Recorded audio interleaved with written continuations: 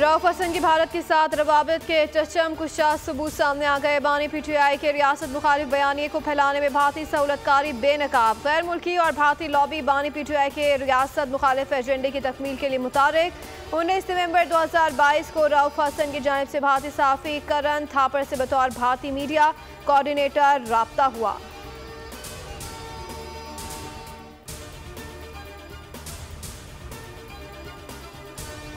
रऊफ हसन पाकिस्तान मुखालिफ सहाफ़ियों को मवाद फराहम कर रहा था। एहतसाब अब हर सूरत होकर रहेगा। लीगी रहनुमा सेनेटर तलाल चौधरी की गुफ्तगू का पाकिस्तान की सालमियत पर अब कोई समझौता नहीं होगा। रऊफ हसन के लिए अकेले आदमी नहीं थे, ये एक पूरा प्लान था। एक इदारे ने एहतसाब का अमल शुरू किया, बाकी इदारों को भी करना होगा।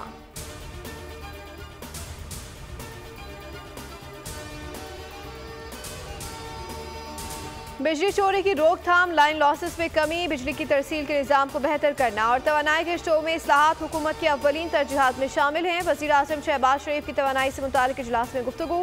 बिजली की तकसीम कार कंपनियों की कारकर्दगी बेहतर बनाने और सूबाई हुकूमतों से राब्ता करने की हिदायत।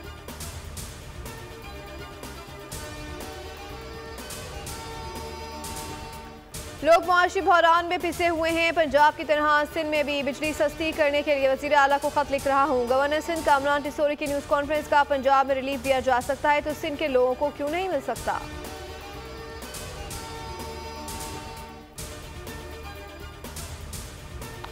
और पाकिस्तान और बांग्लादेश के दरमियान दूसरा टेस्ट मैच भी कराची से रावलपिंडी मुंतकिल कर दिया गया। टेस्ट मैच की मुंतकली का सबब नेशनल बैंक स्टेडियम कराची में चैंपियंस ट्रॉफी के लिए तामीराती काम का होना है। टेस्ट मैच के लिए पाकिस्तान और बांग्लादेश की टीमों की रावलपिंडी क्रिकेट स्टेडियम में ट्रेनिंग जारी। पहला टेस्ट 21 अगस्त जबकि दूसरा टेस्ट 30 अगस्त से शेड्यूल है।